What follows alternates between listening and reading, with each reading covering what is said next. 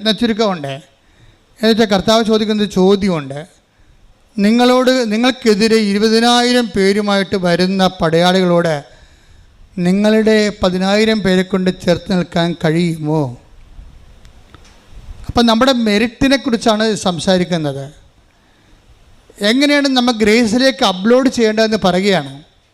ലൂക്കാ 14:31 20,000 ഭടന്മാരോട് കൂടെ പറഞ്ഞ 20,000 ഭടന്മാരുടെ കൂടെ തനിക്കെതിരെ വരുന്നവനെ 10,000 കൊണ്ട് നേരിടാൻ സാധിക്കുമോ എന്ന് ആദ്യമേ ആലോചിക്കാതെ മറ്റൊരു രാജാവിനോട് യുദ്ധത്തിന് പോകുന്ന ഏത് രാജാവാണുള്ളത്?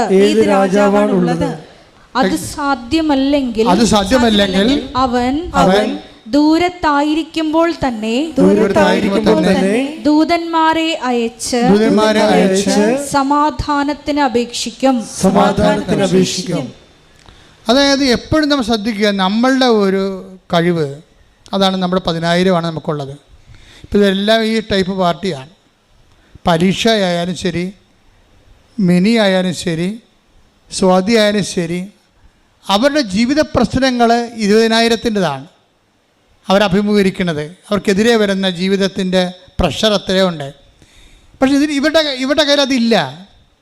ഇവരുടെ കയ്യിൽ എന്താ ഉള്ളത്? 10,000 ഉള്ളൂ. 10,000 പോലും ഇല്ല ഭാഗത്തുങ്ങളുടെ കയ്യിൽ. 10,100 ഉള്ളൂ.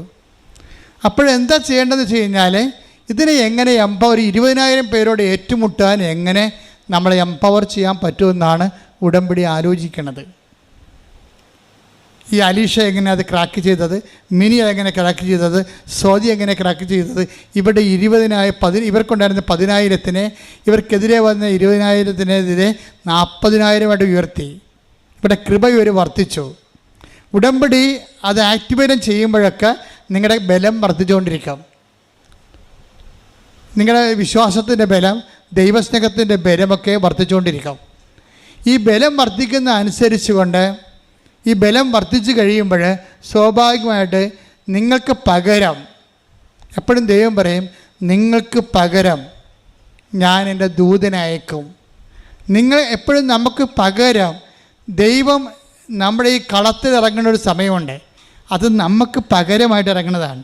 ഉടമ്പടിയിൽ എപ്പോഴും പറയും, ഞാൻ ചെല്ലുമ്പോൾ ഞാൻ അമ്മയോട് പറഞ്ഞു, അമ്മേ നീ ഇവിടെ എങ്ങാനും ഉണ്ടെങ്കിൽ എന്നോട് സംസാരിക്കുന്ന ആൾ നീല ഷർട്ട് ധരിച്ചിരിക്കണം, അല്ലെങ്കിൽ നീല ബ്ലൗസ് ഇട്ടിരിക്കണം. അപ്പോൾ എനിക്ക് മനസ്സിലാകും നീ ഇവിടെ ഉണ്ടെന്ന്. ഇങ്ങനെയാണ് ആൾക്കാർ കമ്മ്യൂണിക്കേറ്റ് ചെയ്യേണ്ടത്. ഇങ്ങനെ അപ്പോൾ മാതാവ് അവിടെ പറയും, എൻ്റെ സാന്നിധ്യം നിനക്ക് അവിടെ അറിയാൻ പറ്റും, ബ്ലൂ കളർ നീ കാണും, നിന്നോട് സംസാരിക്കുന്നു. അതുപോലെ അച്ചിട്ട പോലെ തന്നെ ആദ്യമായിട്ട് ആ സ്ഥലത്ത് ലാൻഡ് ചെയ്യാണ്. ഇവിടെ ഇൻട്രാക്ട് ചെയ്യേണ്ട ആൾ ബ്ലൂ ഗാർമെൻറ്റ്സിൽ ഇരിക്കണേ കാണാം. അപ്പം തന്നെ മനസ്സിലാകും. ഉടനെ അവൾ ഉപ്പിടും. ഉടനെ അവൾ ഉപ്പിടും, വിശ്വാസപ്രമാണം ചെല്ലും. എന്താ കാര്യം? ഉപ്പെന്ന് പറയുമ്പോൾ എന്താണ്? അത് ലേവ്യയുടെ പുസ്തകത്തിലുള്ളതാണ്. കർത്താവാണ് എൻ്റെ അവകാശമെന്ന്. എനിക്ക് ഇവിടെ അവകാശമില്ല. എനിക്ക് എന്തെങ്കിലും അവകാശം ഉണ്ടെങ്കിൽ എൻ്റെ കർത്താവ് തരുന്നതാണ്. ചില ആൾക്കാർക്ക് ഒരു 50% പേർക്ക് ഉടമ്പടി ലാഗ് ചെയ്യുന്നുണ്ട്, ഒച്ചയണവർ ഇഴയുന്നുണ്ട്. അതിൻ്റെ കാരണം എന്താണെന്ന് വെച്ച് കഴിഞ്ഞാൽ, നിങ്ങളുടെ ആഫ്റ്റർ ലൈഫ് ദൈവത്തിന് നല്ലവണ്ണം അറിയാം. അനന്തര ജീവിതം, ഉടമ്പടി അനന്തര ജീവിതം ഉണ്ടല്ലോ. കാര്യങ്ങൾ കണ്ടു കഴിയുമ്പോൾ പിന്നെ നിങ്ങൾ പള്ളിയില്ല, പട്ടക്കാരനില്ല, വചനം വായനയില്ല. അതാണ് ഉടമ്പടി അനന്തര ജീവിതം. ഈ ദൈവത്തിന് വരാൻ പോകുന്ന സംഭവങ്ങൾ അറിയാമല്ലോ. പരിശുദ്ധാത്മാവിനെ കുറിച്ച് ഈശോ പറയുമ്പോൾ വരാൻ പോകുന്ന കാര്യങ്ങൾ അവൻ പറയുന്നതാണ്. 16:14 അവൻ സ്വമേധയാ ആയിരിക്കില്ല സംസാരിക്കുന്നത്. പരിശുദ്ധാത്മാവിനെ കുറിച്ചാണ് പറയണത്. അവൻ സ്വമേധയാ ആയിരിക്കില്ല സംസാരിക്കുന്നത്. അവൻ കേൾക്കുന്നത് മാത്രം സംസാരിക്കും. വരാനിരിക്കുന്ന കാര്യങ്ങൾ അവൻ നിങ്ങളെ അറിയിക്കും. അപ്പൊ പിതാവിന്റെയും പുത്രന്റെയും മനസ്സിലുള്ള സംഭവങ്ങളാണ് വരാനിരിക്കുന്ന കാര്യങ്ങൾ. നമ്മുടെ ഭാവി നമ്മളോട് കമ്മ്യൂണിക്കേറ്റ് ചെയ്യുന്ന ആളാണ് പരിശുദ്ധാത്മാവ്. നമ്മൾ വരാനിരിക്കുന്ന കാര്യങ്ങൾ പിതാവിനറിയാം. അതുകൊണ്ടാണ് ഈശോ പറഞ്ഞത് അത് പിതാവിന് മാത്രമേ അറിയത്തുള്ളൂ. പരിശുദ്ധാത്മാവ് വന്നു കഴിയുമ്പോൾ ഈ വരാനിരിക്കുന്ന കാര്യങ്ങൾ നമ്മൾക്കും അറിയാൻ പറ്റും. അതുകൊണ്ടാണ് ചിലർക്ക് ചില കാര്യങ്ങൾ മുൻകൂട്ടി വിവേചിക്കാൻ കഴിയുന്നതിൻ്റെ കാരണം അതാണ്. അപ്പം അതുകൊണ്ട് വരാനിരിക്കുന്ന കാര്യങ്ങൾ അവൻ നിങ്ങളോട് പറയും. ഇപ്പോൾ ദൈവത്തിനെ സംബന്ധിച്ചിടത്തോളം നിങ്ങൾ ഉടമ്പടി ഇവിടെ എടുക്കുമ്പോൾ തന്നെ വരാനിരിക്കുന്ന കാര്യങ്ങൾ പറയും. എന്താ കാര്യം? ഇവൾ കാനഡയിൽ പോയി കഴിഞ്ഞാൽ പിന്നെ പള്ളിയുമില്ല, പട്ടക്കാരനുമില്ല. കണ്ട ഏതെങ്കിലും നാട്ടുകാരനെ ഇവിടുന്ന് അവിടെ PR ഉള്ളവനെ അടിച്ചെടുത്ത് കല്യാണം കഴിക്കാൻ പറ്റുമോ എന്നായിരിക്കും ഇവൾ ചിന്തിക്കണത്. തീർന്നില്ല പരിപാടി. അവിടെ വെച്ച് തന്നെ എനിക്ക് എൻ്റെ കാര്യത്തിൽ തീരുമാനമായി. നീ ഇവിടെ ചവിട്ടുമ്പോൾ തന്നെ മാതാവ് പറയും ഓടണതമ്മാവ ആളറിയാം. എന്താ പറയണത്? നീ ഉദ്ദേശിക്കുന്നത് എന്താ? നീ ഇവിടുന്ന് നേരെ കാനഡയിൽ പോയി എത്തുക, അവിടുന്ന് ശേഷം അവിടെ PR ഉള്ളിടത്ത് കല്യാണം കഴിക്കുക, അവിടെ തന്നെ പ്രസവിക്കുക, അവിടുത്തെ കുഞ്ഞിന് അവിടുത്തെ പൗരത്വം മേടിക്കുക. ഇങ്ങനെയുള്ള അഭ്യാസം മാത്രമേ ഉള്ളൂ. അതിനും ദൈവത്തെ എങ്ങനെ ദുർവിനിയോഗിക്കാൻ പറ്റുമെന്ന് ചിന്തിച്ചുകൊണ്ടാണ് നീ കൃപാസനത്തിൽ വരണത്. വരാനിരിക്കുന്ന കാര്യങ്ങൾ അവൻ നിന്നോട് പറയും. അതാ വിഷയം. ഇത് ദൈവത്തിന് നേരത്തെ അറിയാവുന്ന കാരണം ഈ പണ്ടാരത്തിന് എന്തുകൊണ്ട് അനുഗ്രഹിച്ചിട്ട് എന്താ കാര്യമെന്ന് വിചാരിക്കും. എന്താ കാര്യം? അവരുടെ വയറ് മാത്രമേ ഉള്ളൂ, അവരുടെ ജീവിതം മാത്രമേ ഉള്ളൂ, ദൈവം പ്രാധാന്യമില്ല. അതുകൊണ്ട് ഇവിടെ വിദേശത്ത് പോകാൻ വേണ്ടി വന്ന് നിൽക്കുന്നവരോടെല്ലാം ഞാൻ പറയും, കുർബാന മുടക്കരുത്, കുടുംബപ്രാർത്ഥന മുടക്കരുത്. എനിക്ക് ഈ അപ്പനും അമ്മയും കുഞ്ഞുങ്ങളും എല്ലാം കൂടി വരുമ്പോൾ എനിക്ക് ഭയങ്കര ഇഷ്ടമാണ്. എന്തെങ്കിലും അവരെല്ലാവരെയും ബ്ലെസ് ചെയ്തിട്ട് ഒരുമിച്ച് നമുക്ക് പ്രസംഗമല്ല, ഒരുമിച്ച് ഞാൻ അവരെ ഉപദേശിക്കും. ഒരു സിംഗിളായിട്ടൊരു പേഴ്സൺ വന്നതിനേക്കാൾ കൂടി ഒരു കുടുംബമായിട്ടൊരു പേഴ്സൺ വരുമ്പോൾ അംഗീകരിക്കും. കാര്യം പക്ഷേ കുടുംബമായിട്ട് വരുമ്പോൾ അവർക്ക് കുടുംബമായിട്ട് ബന്ധമുള്ളവരായിരിക്കണം, ഉടമ്പടിയായിട്ട് ബന്ധമുള്ളവരായിരിക്കണം. ഉടമ്പടി ബന്ധമില്ലാത്ത ഭാര്യ ഉടമ്പടി എടുത്ത് പ്രാർത്ഥിച്ചിട്ട് ഭർത്താവ് അപ്പുറത്ത് വെള്ളം അടിച്ചുകൊണ്ടിരുന്നിട്ട് അച്ഛനെ കാണാൻ ഡേറ്റ് ആകുമ്പോൾ പുള്ളിക്കാരൻ കെട്ടിയെടുത്ത് വന്നാൽ ഞങ്ങൾക്കറിയാൻ പറ്റും. മാറിക്കണമെന്ന് പറയും ഞാൻ. കാര്യം അയാൾക്കറിയാം അയാൾ ഇതിൻ്റെ ഓഹരിയില്ലാത്ത ആളാണ്. അപ്പോൾ എനിക്കറിയാം ചുമ്മാ തലേ തുണിയിട്ട് വന്ന് അടിച്ചു മാറ്റാൻ നോക്കുകയാണ്. അതല്ല, നമുക്ക് ആൾക്കാരെ കാണുമ്പോൾ അറിയാം കറക്റ്റും കർത്താവിൻ്റെ ലെവലിലാണ് അത് പോണത്. ഇനി ചില ആൾക്കാർക്കുണ്ട് ഒരു അനുഗ്രഹം മേടിച്ച് കിട്ടിയാൽ പിന്നെ ജീവിതം കർപ്പീകരിക്കാൻ വേണ്ടി ദൈവത്തോട് ഓപ്പൺനെസ് ഉള്ളവരുണ്ട്. അവരെ കാണുമ്പോൾ നമുക്കറിയാൻ പറ്റും. അവരെ ഞാൻ വിളിപ്പിക്കും ഇങ്ങോട്ട്, ഇന്ന് നിൻ്റെ ഭർത്താവ് വന്നിട്ടില്ലേ വരാൻ പറയും. അപ്പോൾ അവരോട് അവിടെ തലയൊക്കെ ഒഴിക്കുമ്പോൾ പറയും നിൻ്റെ ഭർത്താവ് വന്നിട്ടുണ്ടല്ലോ, നിൻ്റെ കൊച്ചു വന്നിട്ടുണ്ടല്ലോ വരാൻ പറയും. അവർക്കിതോട് ബന്ധമില്ല, പക്ഷെ അവർ വരുമ്പോൾ ഭയങ്കര ആഹ്ലാദത്തോടെ അവർ വരണത്. അപ്പോൾ അവരതോടുകൂടി തീരുമാനിക്കുകയാണ് ഇനി ഞങ്ങൾക്ക് കർത്താവിന് വേണ്ടി ജീവിക്കുമെന്നും പറഞ്ഞുകൊണ്ട്. ഇതൊരു കൃത്യമായിട്ട് നമ്മൾ ദൈവത്തിലേക്കുള്ള ഒരു തിരിച്ചുവരവും ഒരുമിച്ച് ദൈവവുമായിട്ടുള്ള ജീവിതവുമാണ്. ഞാൻ നിങ്ങളോട് എന്താ പറയണമെന്ന് വെച്ച് കഴിഞ്ഞാൽ, ഇങ്ങനെ ഒരു ലെവലിലേക്ക് നിങ്ങൾ ആദ്യമേ വരുമ്പോൾ തന്നെ നിങ്ങൾ ദൈവത്തിന് നിങ്ങളെക്കുറിച്ച് അറിയാൻ പറ്റും. നിങ്ങളുടെ അനന്തരം ഉടമ്പടി അനന്തര ജീവിതത്തെക്കുറിച്ച് അറിയാൻ പറ്റും. അതുകൊണ്ട് ഇപ്പം തന്നെ നിങ്ങൾ മുൻകൂർ ജാമ്യം എടുക്കണം. അപ്പോൾ കർത്താവ് പറഞ്ഞ അതാണ്, നിനക്ക് തോൽപ്പിക്കാം, നീ തോക്കുമെന്ന് കണ്ടാൽ മുൻകൂട്ടി ചെന്ന് അവനുമായിട്ട് അനുരഞ്ജനപ്പെടണമെന്ന്. അതുപോലെ തന്നെ നീ ഈ വിഷയത്തിൽ നാളെ പിഴച്ചു പോകുമെന്ന് കണ്ടു കഴിഞ്ഞാൽ ആദ്യമേ തന്നെ കർത്താവുമായിട്ട് അനുരഞ്ജനപ്പെടണം. കർത്താവേ, ഞാൻ വീഴാതിരിക്കാൻ എന്നെ താങ്ങണം, എനിക്ക് സത്യസന്ധമായിട്ട് ജീവിക്കാൻ ആഗ്രഹമുണ്ട്, നീ എന്നെ സഹായിക്കണമെന്ന് ആത്മാർത്ഥത്തോട് പറഞ്ഞാൽ കർത്താവ് നിന്നെ സഹായിക്കും.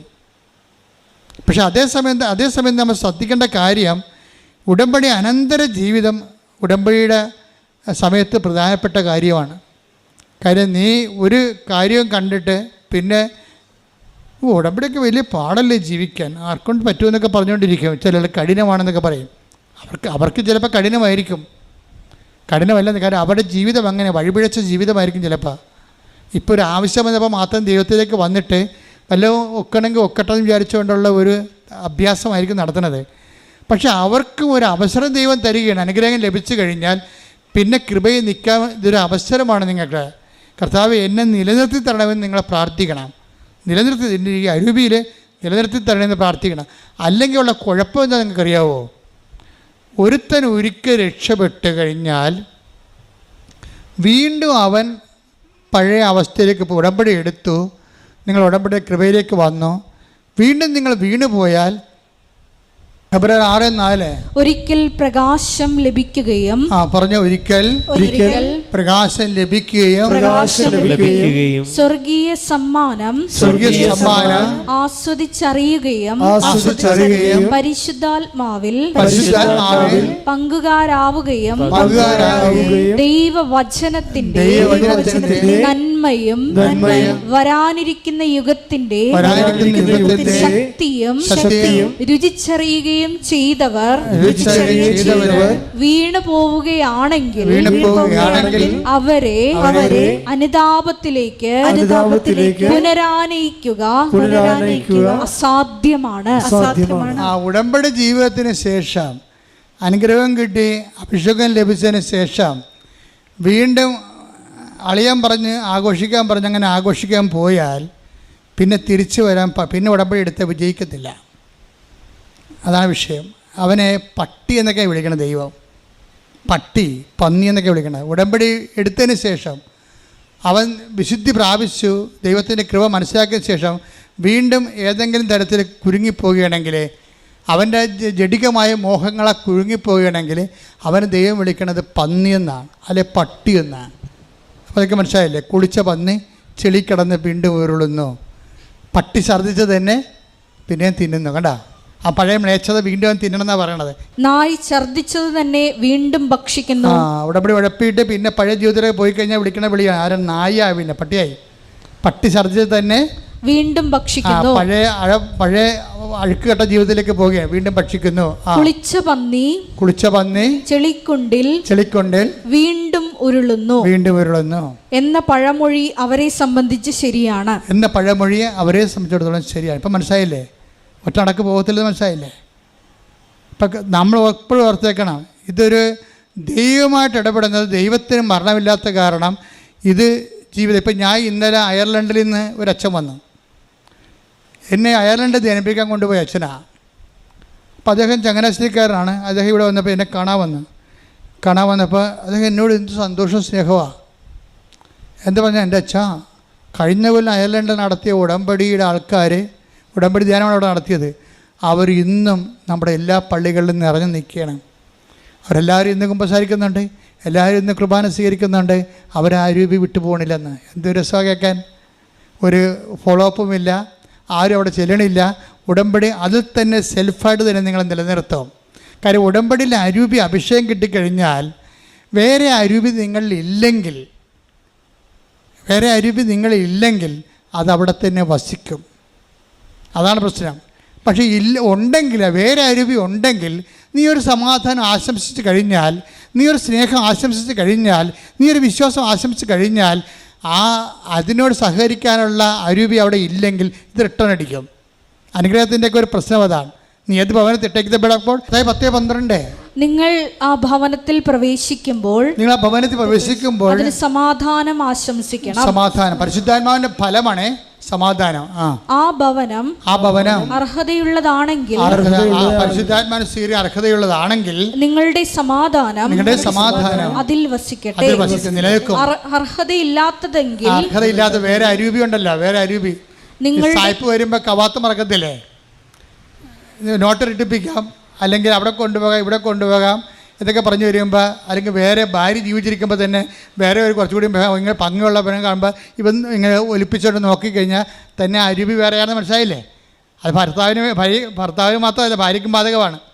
നിൻ്റെ ശരീരത്തിന് എതിരായിട്ടുള്ളൊരു പാപം നിൻ്റെ കയ്യിൽ നിന്ന് വന്നാൽ അരൂപി ചേഞ്ച് ചെയ്യുന്ന അർത്ഥം. ജഡാരൂപിയിലായി നീ പ്രവർത്തിക്കണത്. ഈ ജഡാരൂപി വന്നു കഴിഞ്ഞാൽ എന്ത് ചെയ്യും? പിന്നെ അവിടെ എന്ത് ചെയ്യും? റിട്ടേൺ ചെയ്യും, തിരിച്ചു പോരും. പരിശുദ്ധാത്മാവ് തിരിച്ചു പോരും. അതാണ് അതിൻ്റെ അരൂപി അവിടെ ഉണ്ടെങ്കിൽ അതവിടെ നിലനിൽക്കും. അപ്പോൾ ഈ ദൈവകൃപയിൽ നിലനിൽക്കുകയാണെങ്കിൽ നീ ഉടമ്പടി ഐശ്വര്യങ്ങൾ ഇങ്ങനെ തുടർന്നു കൊണ്ടേയിരിക്കും. നീ ദൈവകൃപയിൽ നിന്ന് വ്യതിലിച്ച് വാങ്ങിയ സാധനം തിട്ടടിക്കാം. തിട്ടടിച്ചാൽ എന്ത് ചെയ്യും? പ്രൊട്ടക്ഷൻ പോകും. പക്ഷേ അങ്ങനെ ഈ പ്രൊട്ടക്ഷൻ പോകുന്നതുകൊണ്ട് ഇത് അവസാനിക്കത്തില്ല. വൺസ് ദൈവം ഇറങ്ങിപ്പോന്നു കഴിഞ്ഞാൽ ഉള്ള കുഴപ്പം എന്താ? ദൈവം ഇറങ്ങിപ്പോന്നു കഴിഞ്ഞാൽ, ഒരു ജീവിതത്തിൽ നിന്ന് ദൈവം ഇറങ്ങിപ്പോയാൽ പിന്നെ അതിനേക്കാൾ ദൈവം ഇറങ്ങി, നമുക്കറിയാം, ഭർത്താവ് ഇരിക്കേണ്ട സ്ഥലത്ത് ഭർത്താവ് ഇരുന്നില്ലെങ്കിൽ പട്ടി കയറിയിരിക്കുമെന്ന് പറഞ്ഞ പോലെ ദൈവം ഇരിക്കേണ്ട സ്ഥലത്ത് നിന്ന് ദൈവം ഇറങ്ങിപ്പോന്നാൽ പിന്നെ ആര് കയറിയിരിക്കും? പിശാച് കയറിയിരിക്കും. ക്രിസ്തു നിങ്ങളിലേക്ക് ഉണ്ടെങ്കിൽ ഈ സാധനം ഇറങ്ങി മാറി നിൽക്കും. നമുക്ക് ക്രിസ്തുവിൻ്റെ അരൂപിയോട് നമ്മൾ സഹകരിക്കുകയാണെങ്കിൽ ക്രിസ്തുവിൻ്റെ അരൂപി നിലനിന്ന് പോകും. അല്ലെങ്കിൽ നമ്മൾ സഹകരിക്കാതെ പണം കണ്ടപ്പോൾ കുറച്ചുകൂടി പണം ഉണ്ടാക്കാൻ വേണ്ടി ഏതെങ്കിലും വിസ തട്ടിപ്പൊക്കെ നടത്തി ഏജൻസി കളിച്ച് അവൻ്റെ പണം പിടുങ്ങി അവൻ സമ്പത്തിൻ്റെ പിശാചിനെ നീ വലിച്ച് കയറ്റി കഴിഞ്ഞാൽ ടക്ക് നീ സാധനം അടിച്ച് മാറ്റും. അപ്പോൾ അത് അരി മാറും. വളരെ ശ്രദ്ധിച്ച് വേണം. ദൈവത്തെ കൊണ്ട് ജീവിക്കാമെങ്കിൽ ദൈവത്തെ കൊണ്ട് തന്നെ ജീവിക്കണം. പിന്നെ പിശാചിനെ കൊണ്ട് ജീവിക്കാൻ ദൈവത്തെ കൊണ്ട് ജീവിക്കണം. പോരട്ടെ എന്നുള്ള ജഡത്തിൻ്റെ അരൂപികളുണ്ടല്ലോ, അതാണെങ്കിൽ സ്വാഭാവികമായിട്ട് അവൻ്റെ അന്ത്യസ്ഥിതി ബൈബിൾ പറഞ്ഞതാണ്. അവൻ്റെ അന്ത്യസ്ഥിതി ആദ്യത്തേക്കാൾ മോശമായിരിക്കും എന്നാണ്. അപ്പോൾ തന്നെ ഈശോ എന്താ പറഞ്ഞിരിക്കുന്നത്? 10:12-43 അശുദ്ധാത്മാവ് ഒരു മനുഷ്യനെ വിട്ടുപോകുമ്പോൾ അത് ആശ്വാസം തേടി വരണ്ട സ്ഥലങ്ങളിലൂടെ അലഞ്ഞു നടക്കുന്നു, എന്നാൽ കണ്ടെത്തുന്നില്ല. അപ്പോൾ അത് പറയുന്നു, ഞാൻ ഇറങ്ങിപ്പോന്ന എന്റെ ഭവനത്തിലേക്ക് തിരിച്ചു ചെല്ലും. പഴയ കക്ഷികളൊക്കെ തിരിച്ചു വരാൻ സാധ്യതയുണ്ടെന്ന് മനസ്സിലായില്ലേ? ഉടമ്പടി കൊണ്ട് നിങ്ങൾ ഉടമ്പടി ജീവിച്ചതിനെ പ്രതിരോധിക്കുന്നില്ലെങ്കിൽ പഴയ കക്ഷികൾ, ഇറങ്ങിപ്പോകുന്ന കക്ഷികളൊക്കെ തിരിച്ചു വരും. എന്തൊക്കെയാണത്? ആദ്യം പറഞ്ഞ കക്ഷികൾ, ജഡത്തിൻ്റെ മോഹങ്ങൾ, ആഭിചാരം, വ്യഭിചാരം, ദുഷ്ടത, പരദൂഷണം, ഈ സാധനമൊക്കെ തിരിച്ചു വരും. ഇതൊക്കെ തിരിച്ചു വന്നിട്ടുണ്ടെങ്കിൽ മനസ്സിലാക്കുക, കർത്താവ് ഇറങ്ങിപ്പോന്നു കഴിഞ്ഞു. കർത്താവ് ഇരുന്ന ചെയർ മാത്രമേ ഉള്ളൂ, ഇപ്പം ചെയറിൽ ഇരിക്കുന്നത് മറ്റേ കക്ഷിയാണെന്ന്. അതാണ് ഉടമ്പടി ലാഗ് ചെയ്യേണ്ടതിൻ്റെ കാരണം. ഇവിടെ ആധ്യാത്മിക ജീവിതം നിങ്ങൾ വിചാരിക്കുന്ന പോലെ ഈസിയുമാണ്, അതേസമയം തന്നെ കുറച്ച് ശ്രദ്ധ വേണ്ട കാര്യങ്ങളും കൂടിയാണ്. അപ്പം നിങ്ങൾ പ്രാർത്ഥിക്കേണ്ടത് എന്താണ്? അവളുടെ പ്രാർത്ഥന, സ്വാതികൃഷ്ണയുടെ പ്രാർത്ഥന ഏറ്റവും നല്ല പ്രാർത്ഥന. കർത്താവേ, എനിക്ക് കാര്യം നടന്നാലും നടന്നില്ലെങ്കിലും നമ്മൾ തമ്മിലുള്ള ബന്ധം പോകരുത്. എന്തൊരു പ്രാർത്ഥനയാണ്! സ്വർഗം ത്രസിക്കുന്ന പ്രാർത്ഥനയാണ്. അതൊരു അക്രൈസ്തയുടെ വായിന്ന് വീഴെന്ന് പറയുമ്പോൾ ഉണ്ടാകുന്ന ഒരു അഭിഷേകം എന്താ? ഒരു ഒന്നൊന്നര അഭിഷേകം ദൈവം എല്ലാവർക്കും ഓഹരിയാക്കുകയാണ് ഉടമ്പടിയിലൂടെ. കൈയടിക്കട്ടെ, ശ്രുതിക്കട്ടെ.